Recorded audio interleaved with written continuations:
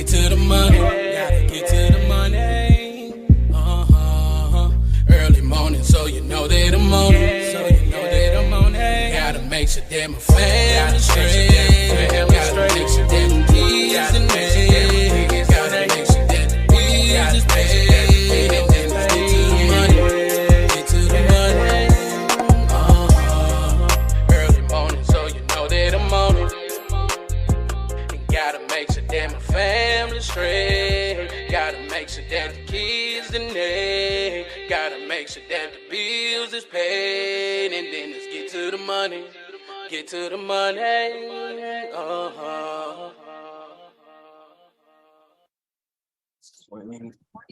This meeting is being recorded. Welcome to another episode of Drinking After Dark, a podcast where we discuss random topics while having a few drinks. I'm your host, Darius, and as always, drink responsibly.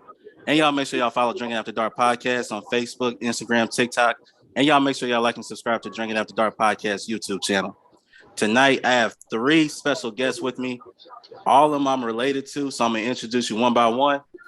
First, coming straight out of St. Louis, I have my uncle Recco. I also have my cousin Ronald, and I also have my cousin Pedro, a.k.a. Droski. How y'all doing?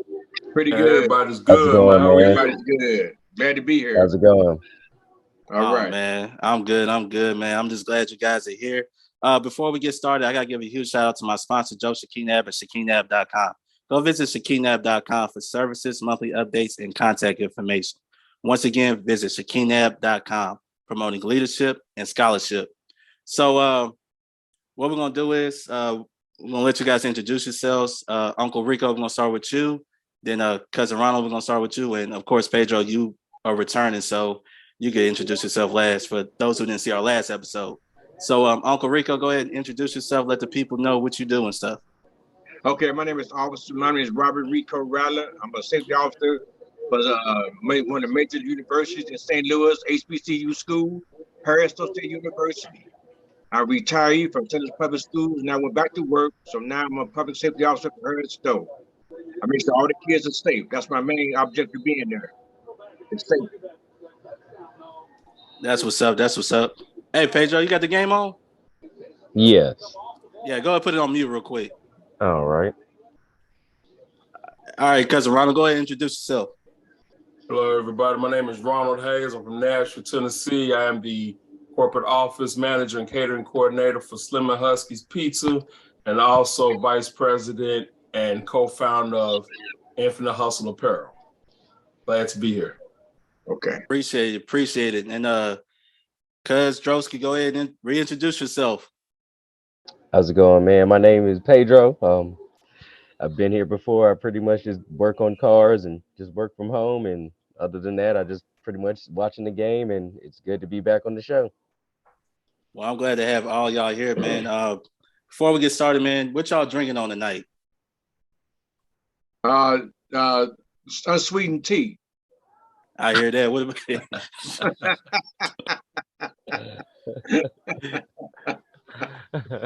about you, Cousin Ron? I'm drinking Goddess whiskey on ice tonight. Something local. Gotcha. What about you, Pedro? I'll be on some Hennessy tonight. Cool. And y'all know what I'm on. You guys say what? Heavy hitters.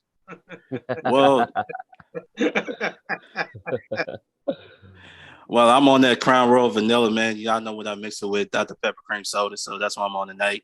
So, okay. So let's go and get into it, man.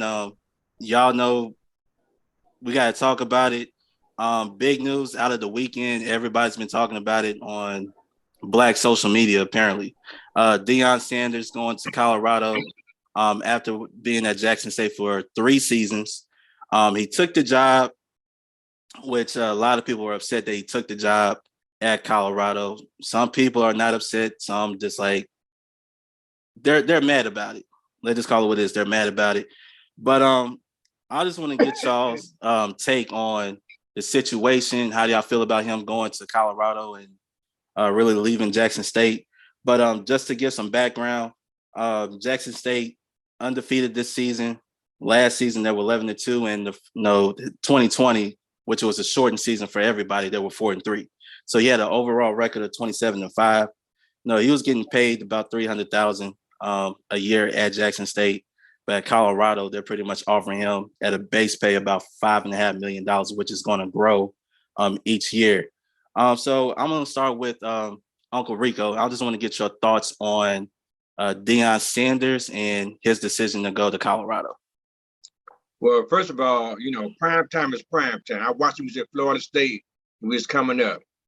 So I watched from there from to the Cowboys and so forth. He's a hell of a player, baseball player, all-around player. But, you know, for him to lead the HBCU school was something, it's got mixed emotion about it because he did what he had to do for Jackson State University by being an HBCU school. He brought the program up to where it is right now today. He had young men dressing good, talking good, and have responsibility on being who they are in life to go further. Now, on the other half of it, you said it wasn't about the bag, but I believe it was about the bag because bag means money. So I think he did a good job at Colorado State. I have no problems with what he needed to do in life. He got to do his own. He's his own boss. You know, you got to do your own thing in life. Whatever people say, you have to do what you need to do to survive and make your family safer, or bring your family, uplift your family. So I think it's a good move. Cool. What about you, cousin Ron? And I think it's a great move. Now, I was a little bit on the fence about it when I first heard the news. And that's the selfish part of me being immersed in HBCU, you know, when TSU for a couple of years, we have a great relationship with them. And selfish part of me wanted him to stick around just to grow it a little further, but after I thought about it and dove into it, I think it's a great move for him. Mm-hmm. I mean, we complain as a society about not having opportunities afforded to us, and then when one of us get an opportunity, and people don't understand the level of opportunity that is for him. I can't think of another HBCU coach that has gone from an HBCU to a Power 5. Right. You know, you normally got to go through some ranks, Liberty University, University of South Florida, something like that, assistant coach. You know, you got to kind of work through to get to that point. He went straight to it. That's right. I think it's great. And when you provide, he already has the talent. When you provide resources to that talent, I mean, I'm looking forward to see. I might go give me a Colorado Buffaloes hat. What about you, Pedro? What you feel about it? I feel that I feel the same way, and it leads back more to the point that, like you said, your Uncle Rico was saying earlier, like he had the young men doing what they supposed to do. They were dressing right, they were talking right, they were carrying themselves correctly, which is something that a lot of coaches haven't did when they were at the schools like that. He came in, he won the championships like he was supposed to do, and again, he went straight to a Power 5, and that money, the money difference is it's almost obvious. Like he would have kind of been, you would kind of have to be out your mind not to accept that amount of money when there's that big of a gap, especially going from 300,000 to 5.5 million starting out, and it's going to do nothing but get bigger.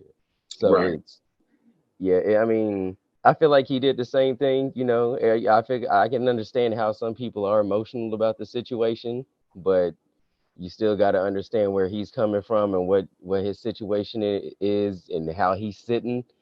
And I feel like he did the right thing. I totally agree with everybody. I felt like it was his time to move on because we all knew eventually the big schools was going to call him anyway to have him come. So they was going to throw that money at him regardless. That's right. And due to the fact that I think Jackson State, in my opinion, I could be wrong, but in my opinion, kind of took what he was doing for granted because he was not only getting paid the $300,000, but y'all heard the reports, he was putting his own money back into the program for the facilities, for the uniforms and everything like that. Wow. And not only that, but the amount of attention he was bringing to HBCUs, right? And I know it kind of caused some animosity amongst other coaches, you know, especially in the SWAC, because he was bringing that attention. They felt like, well, he's not really us. I mean, I get it. Listen, Florida State, I get it. He went to a big time school. Who cares? It's about what you can do with what you have and what he has done over 3 years, and the fact that they were actually are being talked about all weekend, not only just Jackson State but HBCUs all weekend. You don't really hear Yep. much from HBCUs outside of maybe their band.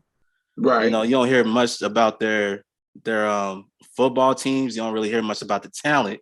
So he was actually bringing his light and shining it on not only his school but other schools that they were facing, because there's talent everywhere. Y'all know when it comes to football, they will find talent anywhere. And you see those guys who work really hard, you can see them going to the Hall of Fame, you know, just by getting the opportunity. So at some point, I felt like Jackson State knew they could have paid him, or they could have tried to work something out with him for him to stay. But if they pretty much didn't even offer him extension when it was being reported, I can understand why it was his time to go. So, I mean, I have no problems with him leaving, because they said, listen, he was going to leave anyway. I guess it was earlier than what they expected. Mm-hmm. You know, I guess they wanted him to stay another year or two to finish where he started. And they also brought up about the players that he recruited. Let's just be honest. Some of those players are going to Colorado. He even told the players at Colorado, some of y'all need to go ahead and hit the transfer portal, because I'm bringing my luggage with me. That's right. So, and it's Louis. Exactly. And they gotta understand, because they only went there because of his influence, so they're gonna follow his influence over anything. And it goes back to the point that you were saying. They had to have known that he was going to leave. Like, even though it may be earlier than what everybody expected, you had to have known that he was going to leave, especially after they started winning and how much attention they had all year. That you had to have known that he was going to leave as soon as he got the offer that was bigger than anything that they could have possibly have offered him. So when people talk about he should have stayed and finished what he started, what exactly does that mean? Like, what else did he checked every box that he said he was going to check when he got there, and then some. So what else is there to do but to replicate, maybe win another championship, another couple of championships? He has done more for HBCU football than HBCU football. Right.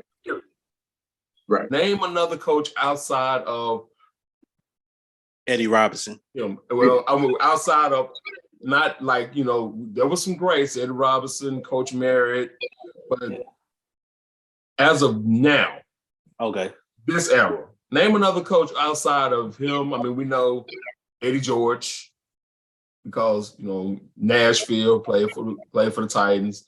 And Eddie Robinson Jr., the only reason we know who he is because he was hating on Deion.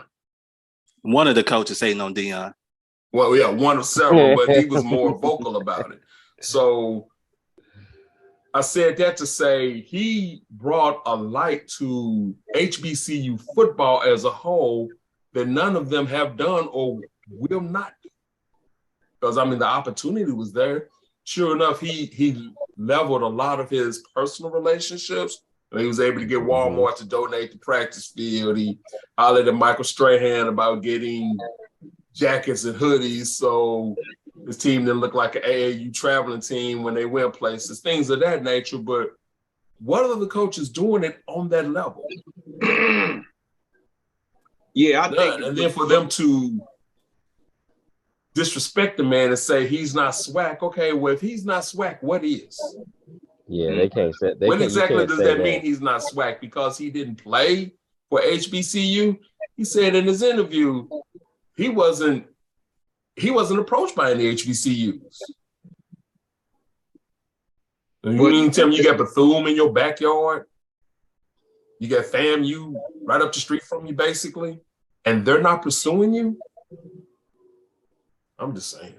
Yeah.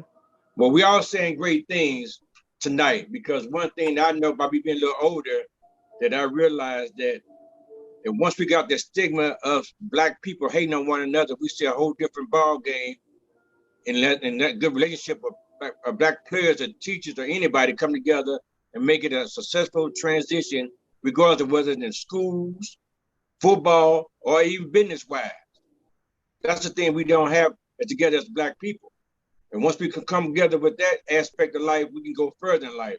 I'm proud of Deion because he's going to the situation where that ain't too many Black and too many of us in that position for Division 5 school. Yeah. How many Black guys you know up in the Division 1 school, Division 5 schools up in there? Not many. That many of us. About And six. I think it just leads back to the point too, when people try to say that statement of, "Oh, he should have stayed," or I think it's more of that it's just their emotions getting in the way, or stay and finish. He should have did what he finished, but I think it's just more of the emotional reaction to him leaving. But Right. they gotta understand that he's doing what's right. He did everything that he said he was gonna do, and it nobody else has done it on that level. Like, In my opinion, especially Deion could have to that. stayed another 3 years and he still would have gotten the same reaction. The same Joe would reaction. have. He should have stayed. He should have finished what he started. Like, With that, and you couldn't even practice in the rain at Jackson State before he got there. Nope. It was like practicing on a high school field. It was worse than that. I know high school fields will look better than that. Triple A high school fields will look better than the field is. So, well, let me ask y'all this: what could Jackson State have done to possibly keep him maybe for another 2 years or so? Could have done anything, or was it just like it was beyond their reach? They just didn't have the resources. Nothing. Beyond. They had the resources. Once they didn't counter, once they didn't try to keep him, that let you know he was gone. Yeah, he was gone anyway. But they didn't even try. But see, that's that stigma where I was just talked about once before that they have against us. We have a stigma, man, that keep us from going where we need to go in life. Get over the stigma. Everybody needs a chance to thrive in life, to go forward. You don't step out there in life in faith, you never know where you're gonna go in life. Yeah, definitely. And we all can agree. Like, if an opportunity come knocking, right, they're gonna pay you way more. And he said it in the interview. I think it was 60-minute interview he did. I think that's what it was. He said if they calling, he's gonna have to listen. He's gonna listen.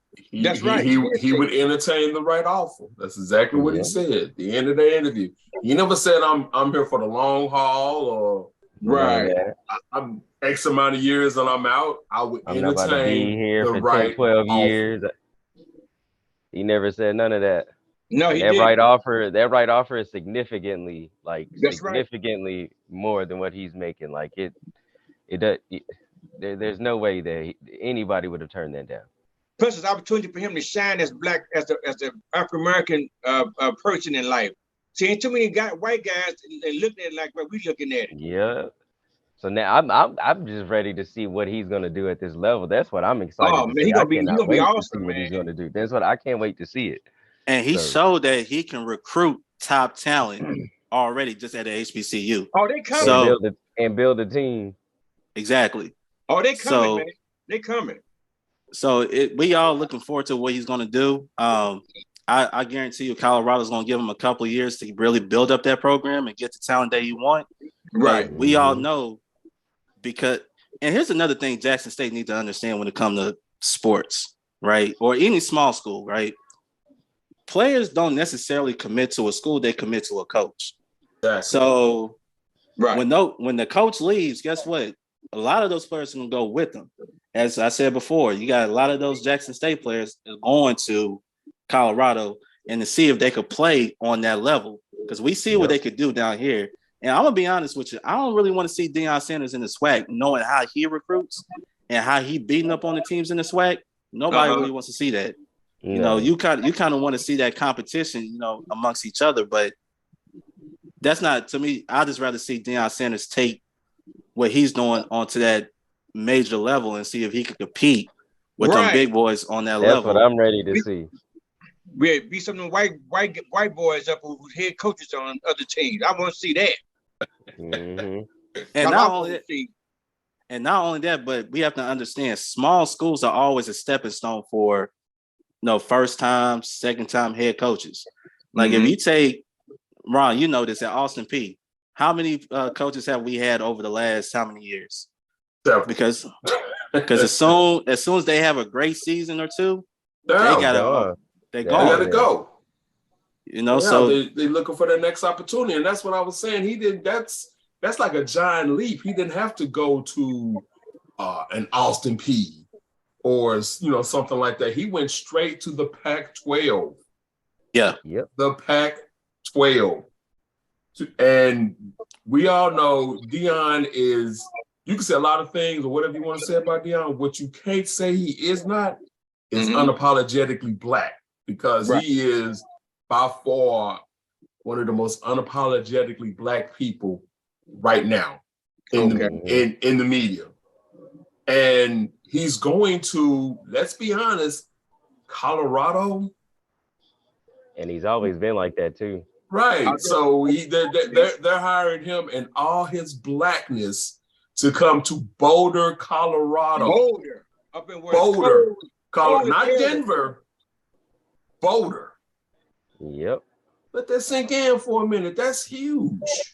And you gotta think too, Colorado had more coverage in the last 48 hours than how many seasons combined? Several. I mean, last year they were 1-11. They can't go nowhere but up. Exactly. I could have coached them to more than one win myself. Right. Exactly. I think, like I said, it's a great move for Deion. It's also a great move for Colorado because I felt like they really wanted him more so than what Jackson State had. Right. Now, you could admit, if you just don't have the funds, so be it. Maybe y'all could have reached out to the business leaders in Jackson to try to, pull some money together and make some type of counter offer. It might not be as much as Colorado, but at least, extend your hand like, hey, this is what we can do for you. It's not Colorado money. We get that. We're not going to be able to do that, but we could jump it up. This is what we can do. Just to keep you here, just to show you how much we appreciate you. Yeah, but see, the platform is bigger than that, though. So you understand his platform. That Jackson State was good for us to see what he is and what the person he is. Now he's going to Colorado with a bigger platform, and we're going to show the world what time it is. And at Colorado, he actually has a really good chance. I mean, yes, he does. And he's, like you said, he's already bringing in recruits, and he hasn't even stepped on their actual practice facilities yet. So he's gonna show out. Yes, he is. So imagine your child is a 4-star, 5-star recruit, and you watched Deion from being prime time, coming through Florida State, played for the Falcons, played for the 49ers, won a ring, got a ring with the Cowboys. You watch this man, you idolize this man, and now he's sitting in your living room talking to you about your son coming to play for him. Don't forget about the baseball aspect of it too, now. Right. You have a baseball. Yeah, I was just about to say that, and he was good at baseball too. Player at the same time. Right, but I mean, as huge as a star as he was and still is, now he's sitting in your living room. That's right. And telling you, entrust your son to me. I'm gonna take care of your son. I'm gonna send your son back home a better man than he is leaving. We trying to get your son in the NFL and all of that. I think it's great for the community and for the everybody abroad. I think it's good. I'm happy for him. Guys on his side, so I'm all for it. I'm all in. It's also should send a message to other African American coaches that, hey, if Deion can get to that level, I can get to that level. That's right. He probably, in a sense, I'm not gonna say broke a barrier, because let's face it, he's not the first African American head coach for a college, for a Power 5. Right. But he's the first one from a HBCU to make that leap straight to a Power 5. That is correct. And to one of the most conservative Power 5s that there is. I mean, he didn't go to USC or UCLA, Oregon. He went to Colorado. So how would you feel now Deion Sanders is in the Pac-12, the USC, UCLA, Oregon, Utah? how would you feel by the mere presence of Deion Sanders, especially when it comes to recruiting? Like now you have to really be like on your toes now. Like, okay, we know this guy can recruit. We seen what he did down there. If he could pull a number one player to come to a HBCU, and he has a bigger budget to do what he needs to do. Think he's gonna do? I think it's going to change a pretty lot scary when you think about it. Because the other teams don't even really have that good recruiting when you even think about it. As far as USC, Oregon, and those teams like that, their recruiting is not really as good as they try to say that it is. Especially when you look at them on paper and how they played throughout the season. Mm-hmm. It's not as good. It's not as good as they try to say that it is, especially for those big teams like USC, and Oregon. They try to, I guess they try to keep that luster on those teams, but that recruiting is not going to be good. I feel like with Deion Sanders present, he's probably going to bring Colorado's recruiting or straight up to the top 3 immediately. Mm-hmm. It's going to change. It's going to change a lot. And he's probably going to steal a couple of their players too. And you got to think what he's going to do for the Pac-12 overall, especially when it comes to the college playoff, because when you think about the college playoff system right now, you don't really hear about a Pac-12 team having a chance to really get in. So it's like what he's going to bring to not only Colorado, but to the conference, I think, it's a win-win for everybody involved. Now I want to get into this because I saw a tweet by Uncle Luther Campbell, right? I don't know if y'all saw this or not, right? But Uncle Luke basically tweeted how the commissioner of the SWAC, who I don't know who it is, but whoever the commissioner of the SWAC is, probably needs to do a better job in trying to negotiate deals to get the conference on like platforms like ESPN or what else is out there? Fox, CBS, some out there for them to actually become notarized, get more exposure and things like that. How do y'all feel about that statement from Luke when he's basically saying, Deion pretty much did all of this and he's not even the commissioner of the conference, but the commissioners will usually, help negotiate those type of deals for the conferences. So how do y'all feel about that?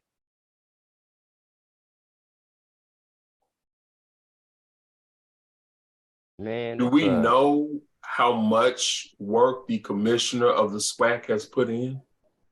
I have no idea. He just put out a tweet. I just want to see how y'all feel about the tweet. If he don't know, I mean, who knows? Maybe the commissioner, and I'm not saying he did or didn't, but maybe the commissioner tried to do everything Deion did and failed. He just didn't have the connections Deion had. Maybe.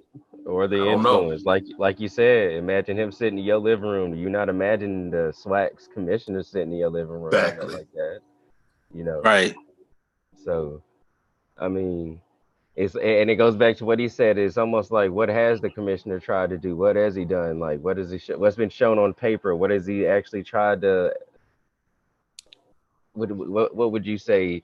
Support and show out for the actual conference. You haven't even heard nothing about the commissioner. Like you said, the only reason why people even really know what the SWAC in Jackson State is now was because of Deion, and that. I feel like no, that didn't make no sense. Yeah, I mean, go ahead, Uncle Rico. No, y'all pretty much answered the question all around, because basically, had it been somebody else to been more exposure, by being just us, no exposure. Mm-hmm. What has he done lately? He ain't did, like I said, he ain't did anything. We know who he is. Nope. And like I said, one thing they put on TV is the bands all the time and gals shaking. What about actual real deal? Guys trying to be successful and go to another level in life. It's more just playing football. And you want them to play football, but they known for the bands, like you said. Yeah. What about academics? That's involved with it too. Student first, athlete second. Mm-hmm. Yeah. Yeah, but ain't nobody showing up to watch a spelling bee or exactly. debate. or the physics class do their thing. Real Football talk, is the man. number one money generating Sport. force in all of college sports, period. The reason people have a soccer team is because they have a football team, and the football team is doing well. So, and what do y'all think about, let me ask y'all this.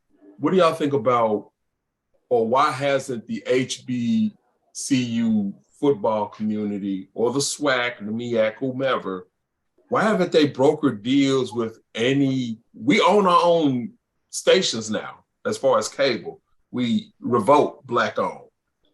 Oprah's network, Black owned. Why haven't we brokered any deals with any of our television networks to carry HBCU football or Battle of the Bands or any of that? I mean, it's like we're sitting back waiting for the crumbs that fall from ESPN's table. You know, if we get a Thursday night game, or they may show Alcorn State and Pine Valley 2 or 3 o'clock in the morning or something like that. What do y'all think about that? That's actually a good question because, yeah, I mean, I remember when BET used to show the HBC football games, you know, back then.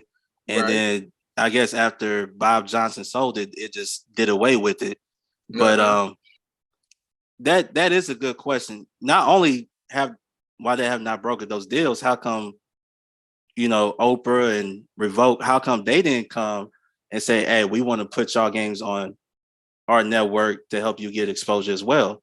So that's a good question. I don't understand, like, from both sides of it. You know, why wouldn't you even try to go to them? I mean, like you said, we do own our own stations. So that's actually, I never really thought about that. I forgot about Oprah and Revolt. But that's a good one. That's that stigma I talked about once before. From the beginning of the conversation, we talked about the stigma that placed upon us that we have among us in the Black community. Once we get over that stigma, man, it's gonna be wide open for us, man. And Oprah went to TSU. Tennessee, yep, she went to Tennessee State. So if anybody that's familiar with the HBCU experience, right, who better? That's right. I forgot about she did go to TSU. And so it's, out of all people, she probably could have been like, you know what? I'm going to go ahead and put some of y'all games, because I had the experience. I lived through it. So, I mean, you would be that. You kind of think you would be the one that you would expect for her to be the one to do it, or if you're going to broker to anybody, why not broker to her? To her, she'll be the one that can relate faster than P. Diddy. Oh yeah, because Diddy went to Howard. Yep. A lot. Yeah, that's right. 2 HBCU alums. I mean, you know, Prime, just like you said, never even thought of that. Yeah, Prime gave the platform. He gave you the blueprint on how to be successful. Now it's like, what you gonna do with it? Are y'all gonna sit and sulk and, you know, just feel bad and start hating because he left and all of that, or y'all gonna take his knowledge and run with it? Y'all have the opportunity. I think they're investing too much time, happy that he's no longer. I mean, I just saw a TikTok a few minutes ago, well, before we started this episode, Coach Robinson Jr. on TikTok. I told y'all he wasn't going to stay. I told you he wasn't swag. See, that's what I'm talking about, man. That kind of stuff. That's that stigma. Once we go back to the same thing I've been saying once before. Once we get off that stigma, it's going to be wide open for us. How do y'all feel about the Jackson State fans at the championship game? I know y'all saw that clip, you know, with the song being played and them, you know, singing the song. And how y'all feel about that? Bitter. Mad because he left instead of thanking him and being appreciative. That's right. They're bitter and they felt entitled. Like, I mean, half the folks in them stands probably left their job for $2 more an hour. Yep. So what do you think this man gonna do for $5 million? Right. And you also have to keep in mind the man has a staff up under him. He got to pay him. He got a whole coaching staff that's been with him for over 10 years. Now That's he's right. in a position to take better care of them. Right. Yep. So they're not looking at the big picture. They're being selfish. That's right. One monkey don't stop no show. No, one monkey don't stop the show, but the ringleader will. And they talk so funky up and down my timeline. That entitlement, man. During Coach Prime's tenure, we don't have to play TSU for the Southern Heritage Classic anymore. Y'all are beneath us, and so on and so forth. Well, welcome back to mediocrity. Yep. And that's what a lot of people don't understand. They don't understand the coach truly establishes a culture for any program, whether it's football, basketball, baseball, soccer. They really establish a culture, a winning culture for that particular program, and the value that they bring is the reason why they get paid big bucks.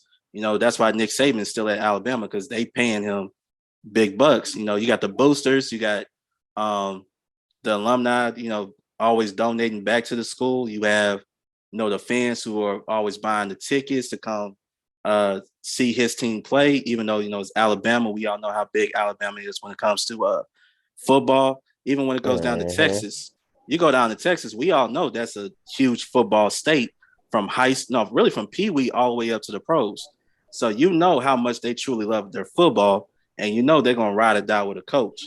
And you ain't never really heard, them, they might get mad at a bad season. They might call for a job, but they're not going to do what you see with Jackson State done in terms of at that particular moment while they're still playing, trying to win a championship.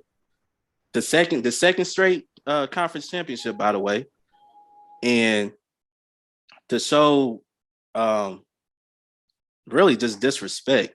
Yeah, that was very classless. Classless. I was embarrassed. And you gotta think they gotta hire another coach. They gotta hire another coach, and that coach is gonna see that. You know what I mean? Like, what coach want to come into that situation unless they really want to be a head coach? So you got to look at all of that, because they could possibly get, a qualified head coach that could, somewhat keep the train going, keep that momentum going. But they're like, well, if I get offered a big time job, what they going to do to me? Because it's a possibility. Any of those coaches in the SWAC, if they have, even if it's not a head coaching job, let's just say it's an offensive or defensive coordinator job at a big time school. Are they going to stay or are they going to leave? And how y'all going to treat me once I'm gone? Right. So I don't know. I didn't like it. Bad look. I didn't like the scene of it. It was just a bad look. It was just overall, man, and you got some people who did come out from Jackson State who showed their appreciation to Coach Prime. Right. But to call him a sellout because he decided to leave and better himself as a coach and see if he could prove it on a big platform, it's just wrong on so many levels. So, and that kind of negates that argument for even being upset about it, especially for you to react like that. Like that all the more validates him leaving. Like, exactly. What else? Exactly. This is what they really think about. Was there? What was it? What did you see? What could he have possibly seen when he was there?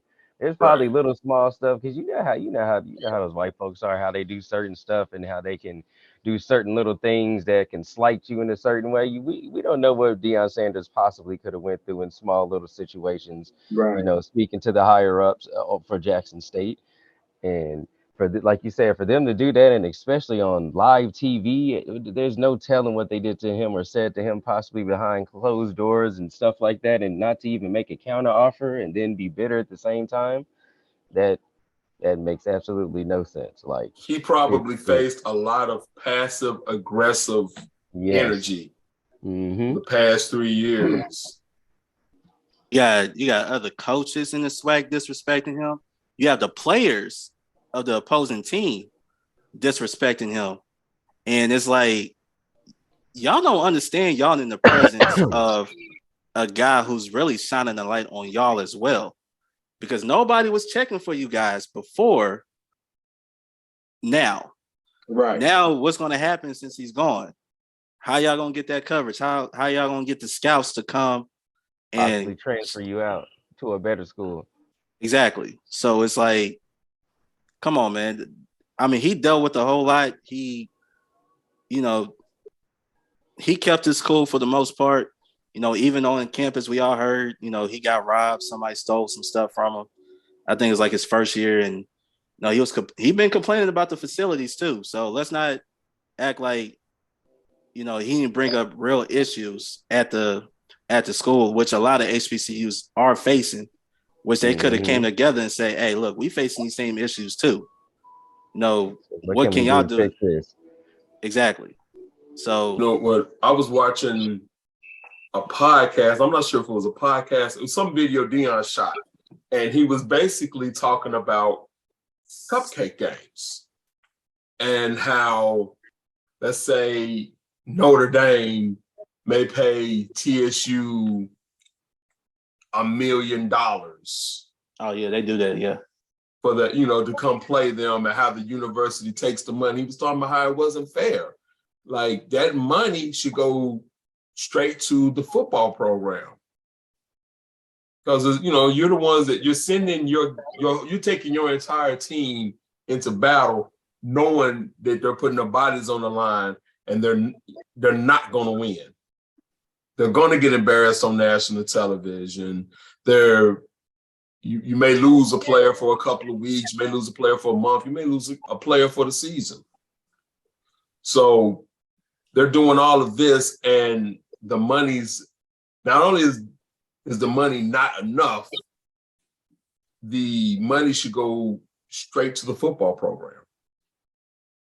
And he was talking about how he said, I may not, the way he was saying talk was like I may not be the one to spearhead it, but you know, we should form a committee and we should address this thing. And he was talking about all HBCU coaches. So he's looking out for everybody else, and everybody else is celebrating the fact that he's leading. Make that make sense? Is that not crab in a barrel or what? You're right. And I didn't know that they were Without a doubt. I didn't know the football team wasn't keeping the money if they were getting paid to go play this big time schools, you know, basically a scrimmage. Basically, let's call it what it is. It's a scrimmage for the big time schools. And I didn't know that the football team wasn't keeping the money. They had to. Yeah, it goes directly to the school. It's just not straight to the football program. They're paying the school for the sacrifice of the football team. Yep. It's almost like what the school is doing with the money. That's like another question. Like, you getting paid this money, like a check, probably the biggest check you'll see all year, pretty much in the beginning of the football season. What are you guys doing with the money? And you could make your facilities good. No, they doing. They're pocketing the money. Mm-hmm. That's. I mean, TSU. I'm not sure what TSU's facilities look like, but when they play Notre Dame next year, they should be able to upgrade something. Yeah. As far as the football facility is, a weight room, or whatever, the hole, whatever. They should be able to. They should come out. TSU should come out. The football team should come out as a victor financially. Yeah. And let's just be honest, TSU is on the up right now. Eddie George, to me, you know, give him a couple more, if he's there for a couple more seasons. We don't know how long he's going to be there. But you got a guy like Eddie George coaching your team. Sometimes you got to take full advantage of it, you know, even if for the coach afterwards. Because, see, when they bring these recruits, y'all know this, when they bring recruits to the schools, first thing they're going to do is look at the facilities, you know. And they're not filling the facilities, and they go to these bigger schools and they wound them with this, you know, facilities. They got the barbershop in there. They got their own cafeteria, lounge, and all of that stuff. You know, it's like they basically reinvesting into what's making them money, essentially. And I think that's what's something that I like you said, all HBCUs probably need to think about that. Start investing back into the programs, and like Uncle Recco said, stop putting it in their own pockets.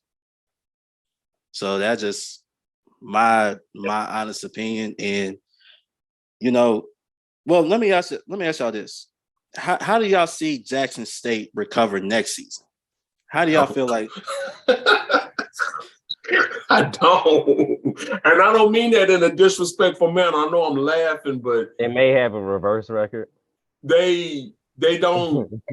if they focus on carrying on with the momentum that Prime set them up for, he set them up to be successful.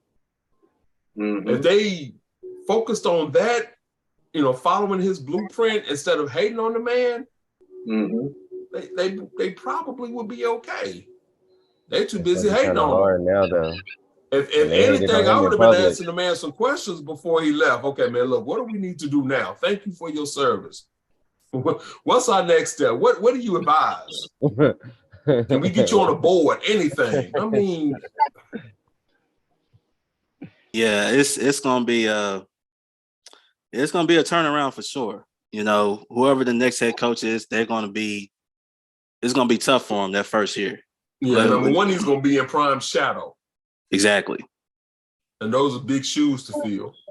And he's not going to have the players that Prime is taking with him as well. Yep. So when you got that type of talent, basically the best players are gone. They're going with him. So now you got to replace the players and, new system and all of that. That's definitely going to be tough, especially that first year. So I don't really expect anything out of Jackson State. To be honest. So, hey, look, they might be 0-11. They had a good run. They had a good run. They had a great run. You can't take that back. They did it the right way. Yeah. Just like they can't take back that public disrespect either. So it's kind of rough. And the thing about it, I think, was it you, Ronald, when you posted how Deion Sanders got more coverage than Brett Favre for what he has done? Was that you? Yeah, I said that the state of Mississippi more upset with Deion than they are with Brett Favre.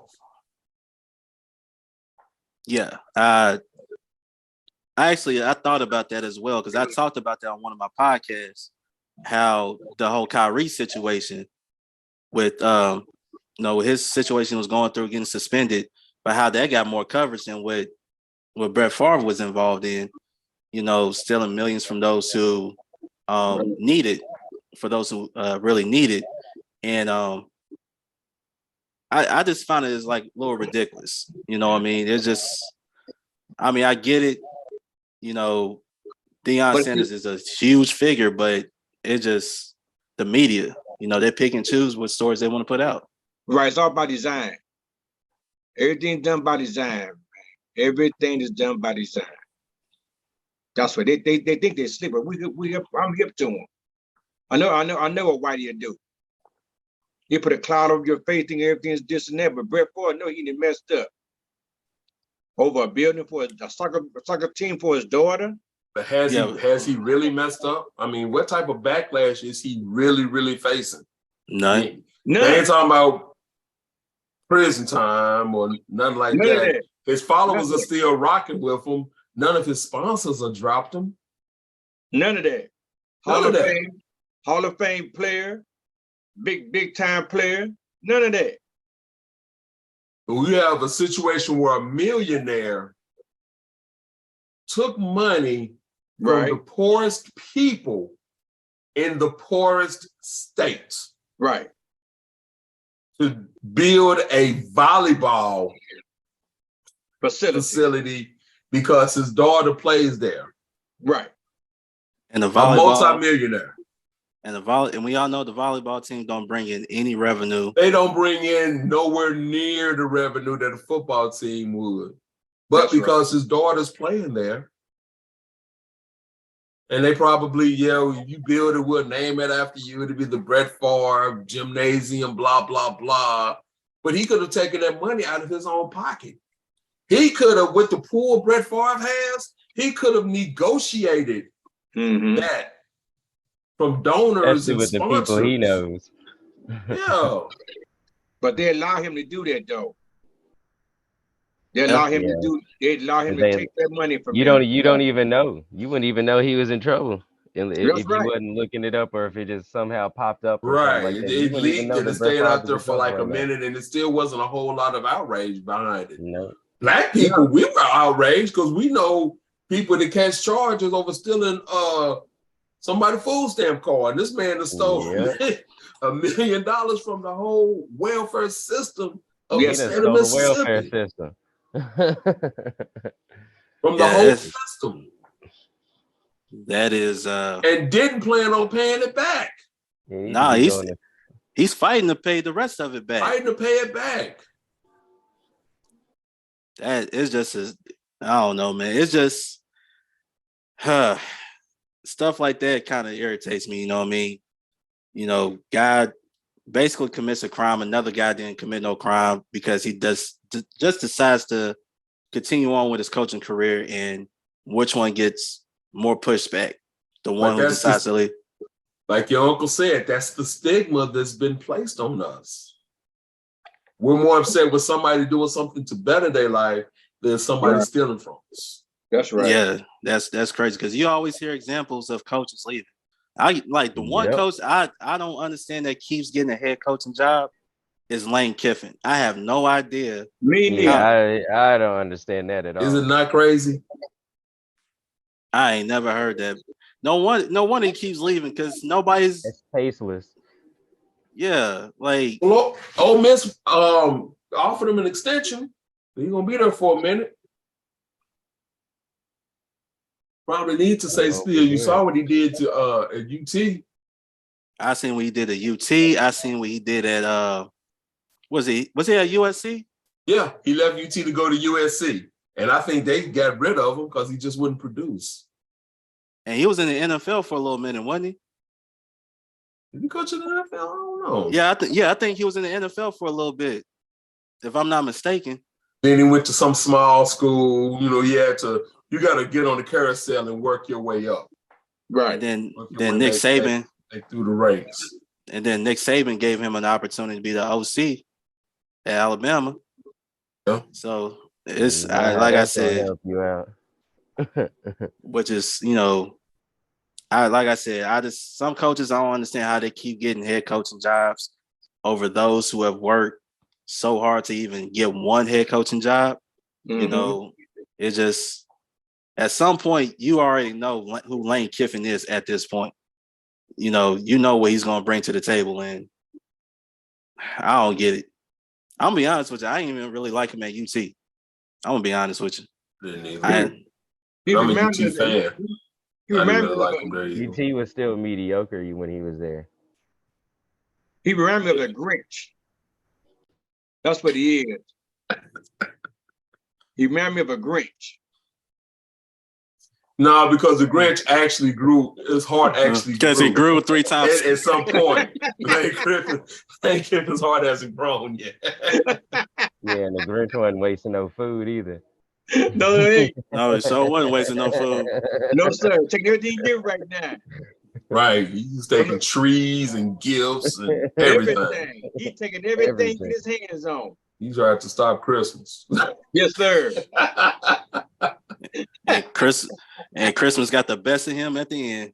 So did. Yeah. That's funny, Uncle Rico. I ain't think about that till you just said it. He is the Grinch. Yep. He's worse than the Grinch. The Grinch had a heart at the end. If it ain't got no heart. But I would say this, as a UT fan, I love what we have right now at our school. I love what they're doing. They already announced the finalists for the Heisman, right? That's already been announced. Yeah, and Herndon didn't get in. Which I'm really disappointed about. I think he should have been a finalist, to be honest with you. Yeah, I know. Even though he popped his ACL and next to the last game, his stats are better than, I think USC's quarterback is, and then I think Herndon got better stats than he do. Mm-hmm. Yeah, he do. Because I thought he was the front runner for the Heisman Trophy a few weeks ago. The only thing that messed him up is him getting hurt. Or was it the South Carolina game that really messed him up? It was the South Carolina game. That one too. Because I think the Georgia game, it was more of a pass because I don't think a lot of people had Tennessee beating Georgia. I Even didn't. so, didn't. but I that had us losing to either Georgia or Kentucky, and when we beat the brakes out of Kentucky, I was like, "Oh yeah, it's over for us next week." And we only lost to Georgia by what 13 points. yeah, that defense played great in the second half. It was just our offense that had missed opportunities. But that's what happened. You know, I just felt like he should have been a finalist. I mean, the season that they have, I think they're going to take the Orange Bowl, to be honest with you. I think they're going to beat Clemson. It's just my opinion.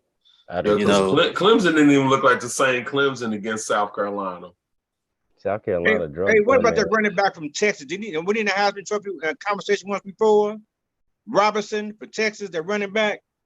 All I know is that the 4 finalists for the Heisman are all quarterbacks. Alabama's, Michigan's, Ohio State's, and USC's. No, it's Georgia's quarterback. I think. No, it's Georgia's quarterback. George, I'm sorry. Well, we already know who's going to win that conversation. It's a foregone conclusion.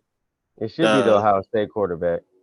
Georgia's quarterback just doesn't move. Georgia's a great team. Mm-hmm. But you could take any other quarterback and put them with that team, and he's going to have the same success because Georgia has a lot of weapons. They have a line that's going to protect. They got a defense that's going to reward them by getting them the ball back. He's got people all around them with hands. You couldn't take. Let's swap him and Herndon. Georgia's quarterback would have the same success as he does with Georgia with Tennessee, but Herndon will have the same level, if not more success at Georgia. I think it's he that would system.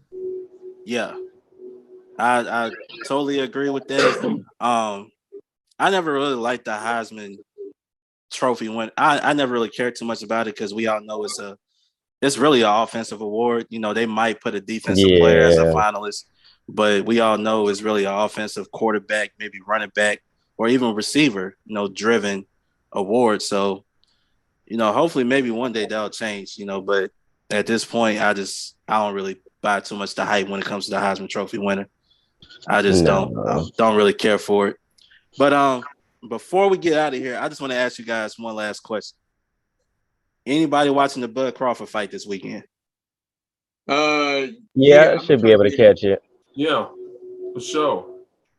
Do y'all ever think that the Bud Crawford Errol Spence fight will ever happen? Not anytime soon. I think it will next year. I think it will because they need that money. It's gonna have to. That's right. Both of them need the money. So once I don't think both of them does. I think it's more on Crawford because he was the only one that didn't sign because he had all the problems with the money, and he's trying to act like he's the main person and he's the main draw, and you're not. Right. And you got to understand that.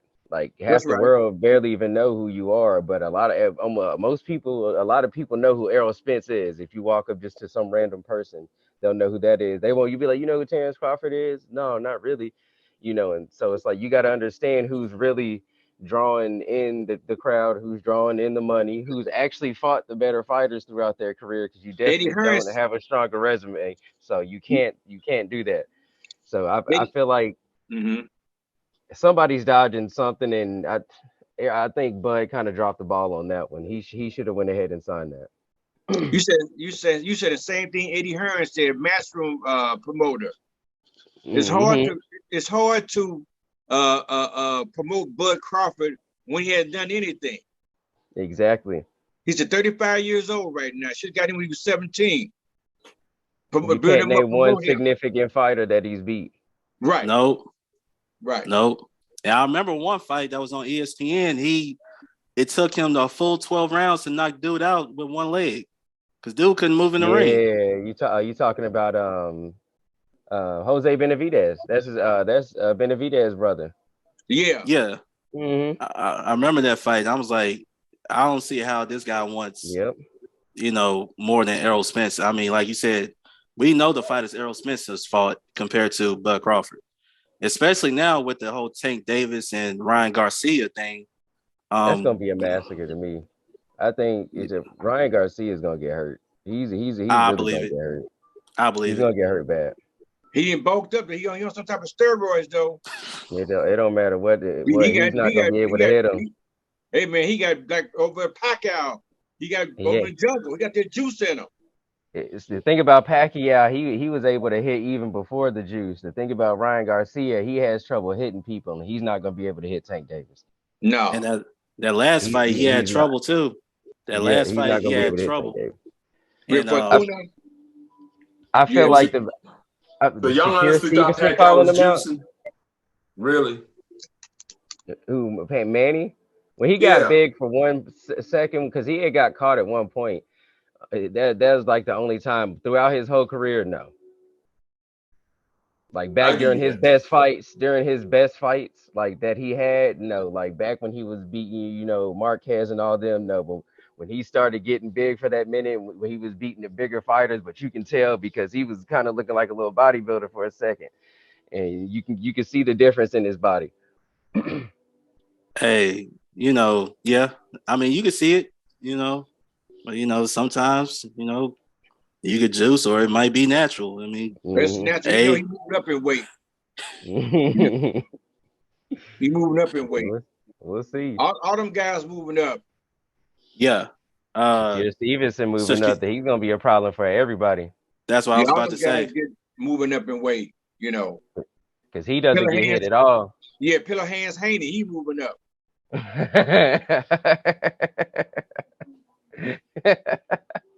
And he be Hey, talking so much stuff, man. Yeah, Pillow Hands. He said he gonna knock out Tank. His dad do more talking than he do. Yeah, Bill, hey, Bill Haney. Bill Bill Haney, he Haney can be ring talking that himself. mess. He be Yeah. talking that mess. Well, Bill Haney's something else. His daddy. He be on that yak. You can Yeah, he tell. do. He just be walking around with that yak in his back pocket. Oh Gotta keep yeah. that little pint. When ain't nobody looking, you go to the Get that bathroom, take a flash little hit. full. Cause that boy be talking that mess. Oh yeah, Bill Haney is a character. He be acting like he had a fighting career or something. That's what I'm Like, come talking on, about. dog. Exactly. Like he in the ring. Like he can ready to go sprawl. So who's worse, him or Ball's dad? What's his name? What's the Ball boy's dad's name? Talking about the ball daddy. Yeah. LeVar. His name LeVar. LeVar. yeah, LeVar. So Oh, whose Anybody dad is worse than worse? him? Anybody worse than him? yeah, ain't nobody worse than LeVar. Yeah, he's Oh no. Ain't nobody. absolute. Hey, but he did his thing though, cause he promoted he got his sons exactly where he was at. Now they hooping.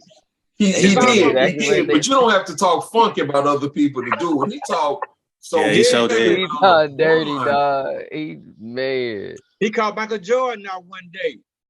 Yeah, that's when I was like, bruh, ain't nobody Going too standing far. in line about Triple B shoes, man.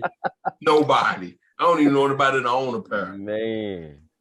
Lonzo said he had to change those shoes out every quarter because they would basically just bust. Those shoes were poorly real? made. Yeah, Dang. those shoes. And he were wanted poorly made. 300 a pair? I think he said 500. Yeah, he's smoking that stuff too. Yeah, he tripping. Nah. But they don't in the league no Especially more. if You they don't put them busting numbers no open. more, do you? They all hurt. Oh yeah. They ain't doing nothing. None There's of only them ain't one doing that's nothing. hooping right now. I forget which one's hooping. I think it's Lonzo that's hooping right now. Where yeah, I ain't never heard of what he doing. I forgot. He's on in Don't Chicago. want to play one for team. Charlotte? No, He that's hurt. Yeah, the one. no, that's the What's the youngest. one that played for Charlotte? Yeah, that's the one. He's the Oh. one that's been hooping. That's What's the his younger name? one. That's the score. What's his name? Yeah, It's he not. been, It's he been, not. It's not he been doing the Leandro. scoring thing. What is his The name? one got caught stealing sunglasses. No, that he's not in the league. That's He sure Leandro. did. He sure said did over in stealing Japan or sunglasses. something like that. Oh, yeah, over there in China. Yeah, he got caught Yeah, stealing some sunglasses in China. $100 sunglasses. Dude, All that money you got, you steal it. there's some $500 shoes and buy you a pair. Man, come on. Yeah, no, that don't make no sense. Oh well, we'll see how these fights turn out. I guess I'm gonna tune into it as Okay. well, and then I'm gonna be honest with you. If he wins, I'm not gonna be impressed by it because, like I Right. said, Like the fight this weekend wasn't impressive. The Tyson Fury, that fight with Tyson Fury, that fight was terrible. But you already knew what was gonna happen. Tyson Fury fought this weekend. Yeah, see, I yeah, didn't he even fought know. Saturday. I didn't know. He fought at 1 o'clock. He fought during the football games on Saturday Over in because England. was overseas. Oh yeah. Okay. Yeah. Yeah. He beat the mess out of the dude. Like the fight was boring, but he was just beating him up. You know how Tyson Fury be fight, just moving around, And he get leaning on you, bat. I'm like, Ain't doing all this, yeah, throwing his weight on. He's not gonna fight a real boxer. nah. He's like There's what's those there's not the really Paul brothers? They're not gonna fight anybody real. But when it comes to the heavyweights, there's not many real boxers that he can fight. Like other than that Usyk guy that they talking about coming up from light heavyweight, but that's gonna be too late. What's his name is gonna be old. And There's an up they and talking coming about heavyweight. There's an up and coming heavyweight. I think his last name is Anderson. American bred. I saw a few fights on ESPN, especially during the pandemic, during the whole COVID shutdown when they had those fights on ESPN. You know, he's he's a boxer. He's a boxer, and he got heavy hands too. I seen a couple of his fights. He just gotta, get in the ring with some actual experience and better fighters. Right. And but like you said, that Tyson, I didn't even know he fought. I just know the last heavyweight that fought was Wilder, and he knocked dude out in 2.5 minutes. Yeah, with a little baby straight. Yeah. Nah, he hit him 3 times total, and the third punch knocked him out. He didn't even mean to knock dude out.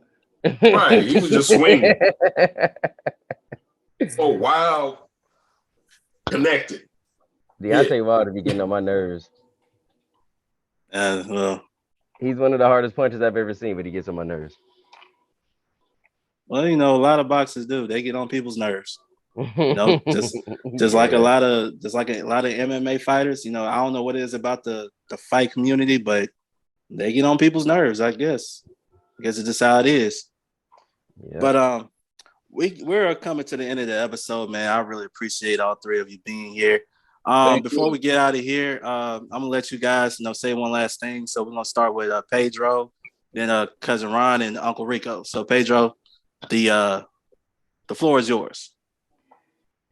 Yeah, man. I would just like to say it was good talking to all y'all. I'm just, especially people who actually know what they're talking about, especially when it comes to the Jackson State situation, and not just talking off some bitter emotions and acting like the school did at the end of that game. So, I had a good night tonight, man, and it was definitely great talking to y'all.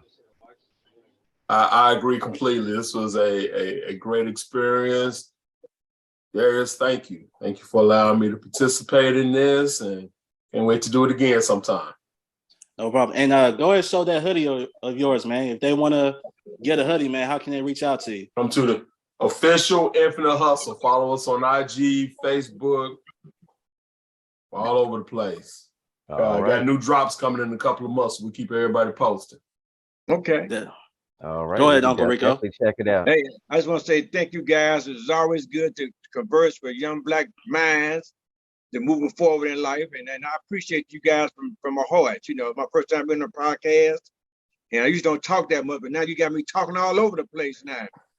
So I feel good about it, and we must do this again, and just keep doing what we're doing, man. It's gonna be okay. I appreciate y'all very much. Yes, definitely. Yes. I got to get Colin and Little Rico, to come on as well. Okay. So I'm gonna have to reach out to him, man. I haven't really talked to him in a little minute, so. I'm gonna reach out to him. Let them know I'm gonna reach out to him as well to have them come on. I sure will. Definitely. And once again, thank all 3 of you for coming on. Just want to say happy holidays to all of you. Right. You guys have a safe and blessed holidays. I know some of y'all probably not even close to being done with your shopping or whatever, but I know I am. So I'm good. All right. If y'all like me, I started in October, so I'm good. But y'all make sure y'all follow Drinking After Dark Podcast on Facebook, Instagram, TikTok, and make sure y'all like and subscribe to Drinking After Dark Podcast YouTube channel. Until next time, this is your boy Darius from Drinking After Dark Podcast, and we out. Peace. Peace. All right. Thank you. Thank you, nephew. Gotta get to the money. Gotta get to the money. Early morning, so you know that I'm on it. So you know that I'm on it. Gotta make sure that my family straight. Gotta make sure that the kids and me. Gotta make sure that the bills is paid. And then let's get to the money. Get to the money.